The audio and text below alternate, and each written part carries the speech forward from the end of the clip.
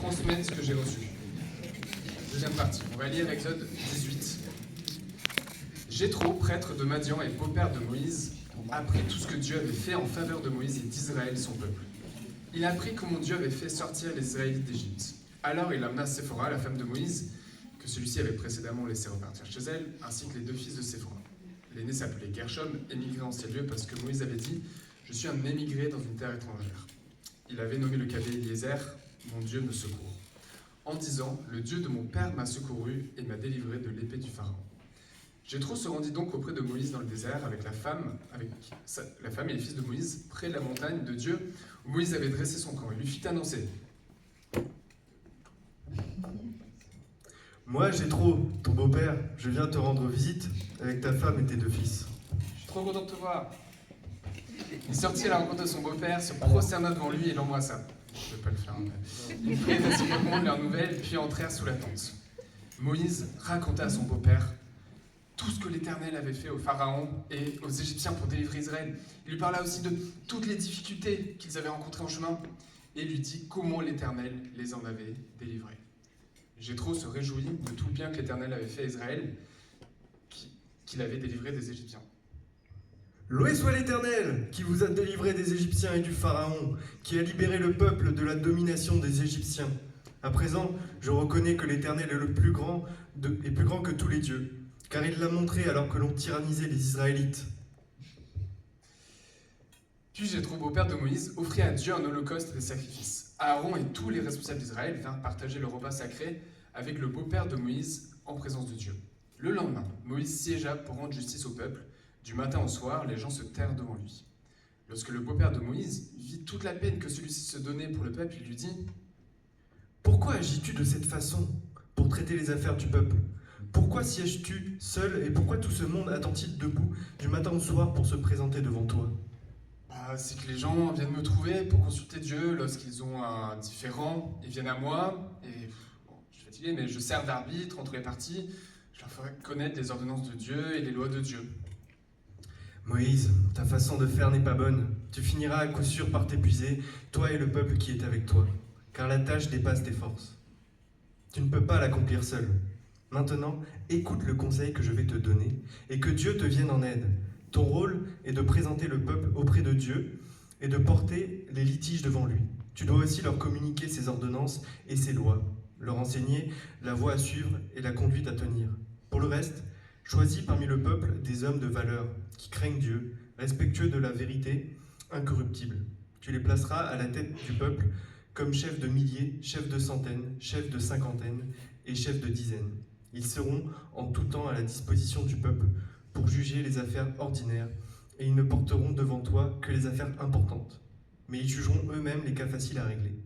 Allège ainsi ta charge, qu'ils la portent avec toi. Si tu agis comme je te le conseille et que Dieu te dirige, tu pourras tenir bon, et tous ces gens arriveront chez eux dans de bonnes conditions. Voici mon conseil. Moïse suivit le conseil de son beau-père et fit tout ce que celui-ci lui avait suggéré. Il choisit dans tout Israël des hommes capables et les plaça à la tête du peuple comme chefs de dizaines, chefs de centaines et de cinquantaines et de dizaines. Ils étaient constamment à la disposition du peuple pour rendre la justice, réglant eux-mêmes les cas faciles et portant devant Moïse les affaires difficiles. Moïse prit congé de son beau-père qui reprit le chemin de son pays. J'étais interpellé par l'histoire de Jéthro. Il vient d'entendre parler de ce que l'Éternel a fait dans la vie de Moïse et d'Israël. Il écoute Moïse compléter ce récit de la délivrance de Dieu dont il a entendu parler, et le jour même, on le voit confesser « Je reconnais maintenant que l'Éternel est plus grand que tous les dieux ». Jéthro, en d'autres termes, se tourne vers Dieu. Dès le lendemain, on le voit déjà encourager Moïse dans sa mission. Il n'attend pas un instant pour mettre ses dons au service de Dieu. Je vais revenir à l'image que j'ai donnée au début. On voit dans cette scène finale, on voit Gandalf, mais il n'est pas seul, il est entouré. Et quand on regarde toute l'histoire du Seigneur des Anneaux, on voit que la première chose qu'il a commencé à faire, c'était choisir des personnes qui seraient là pour l'aider à accomplir sa mission. Il n'aurait jamais pu y arriver seul. Ici, dans notre histoire, Jésus commence littéralement par dire à Moïse « Ce que tu fais là n'est pas bien ». Alors que pourtant, il est en train de juger le peuple. Il n'a pas conscience qu'il y a du problème. Donc, cette histoire qu'on vient de voir nous présente deux manières différentes de transmettre. Il y a la version verticale, donc j'ai l'exemple qui me vient en tête, c'est une église où il y aurait un pasteur qui fait tout, qui à la fois formerait les disciples, qui soignerait les problèmes spirituels, qui prêche le dimanche et qui au final risque de s'épuiser. Et la version proposée par Jétro, inspirée du Saint-Esprit, une version organique, comme le schéma que vous voyez là. Et dans cette histoire, Moïse est placé face à un choix. Celui soit de ne rien changer et continuer à tout porter, ou celui de commencer à transmettre activement ce qu'il a reçu de Dieu. Avant de continuer, je vais vous raconter mon expérience personnelle du groupe de croissance. La première chose que je peux vous dire, c'est que ça a changé ma vie chrétienne. Au travers des groupes de croissance, j'ai découvert déjà, premièrement, ce que ça voulait vraiment dire être un disciple de Jésus-Christ.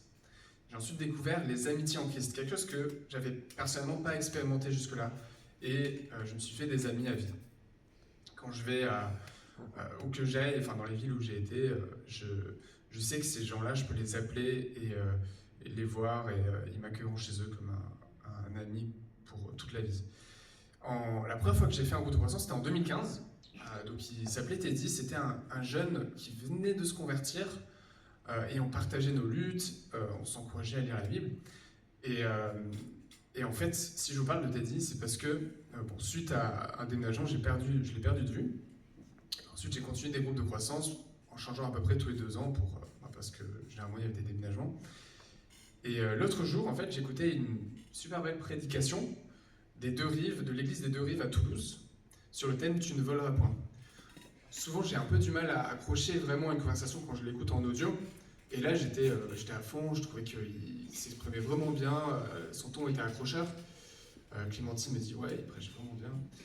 Et à un moment donné, je m'arrête, j'entends le prénom Teddy, je dis « Attends, est-ce que ça serait le même Teddy ?» Et j'ai remis en arrière, et effectivement, il s'agissait du même Teddy que j'avais quitté quelques années avant, dans un groupe de croissance tout simple.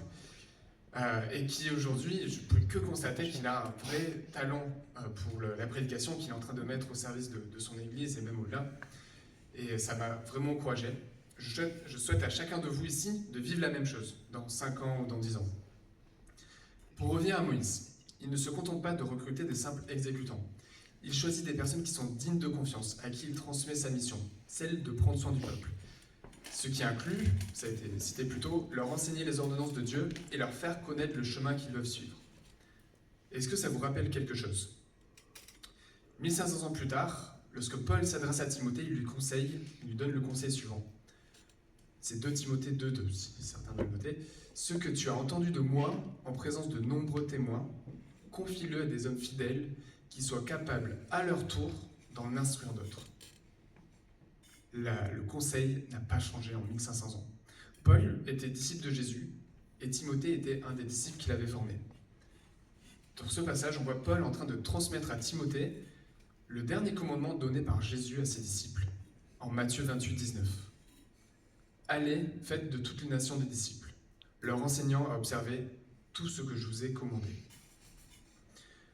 Dans les groupes de croissance dont on a parlé tout à l'heure, j'ai mentionné 3 points. La confession des péchés, la lecture de la Bible, la prière. Quand on se retrouve ensemble et qu'on prie ensemble, pourquoi on va prier ? Eh bien, on va prier pour nos combats respectifs qu'on a vécus dans la semaine ou qui nous attendent. On va prier aussi pour des occasions de parler de Jésus autour de nous. Et enfin, on va prier pour les prochaines personnes qu'on pourrait inviter à un groupe de croissance. Pas tout de suite, parce que ça, c'est pas du jour au lendemain, mais une fois que ça fait 1 an qu'on est dans un groupe de croissance, on va déjà commencer à réfléchir à ça. Si on est 2, on va réfléchir à la 3e personne qui pourrait se joindre à nous. Donc là, quand je vous ai parlé de Paul tout à l'heure, c'est maintenant que je vous invite à vous remettre dans les mêmes groupes et discuter autour des questions suivantes. Alors, y a-t-il une personne à qui je peux parler de Dieu autour de moi ? Première question. Et si je ne suis pas encore dans un groupe de croissance, est-ce qu'il y a une personne à qui je pense, on peut rediscuter de ça, avec qui je pourrais faire un groupe de croissance ? Et pour finir, je vous encourage à prier pour ces 2 sujets. Les occasions de témoignage et le sujet du groupe de croissance.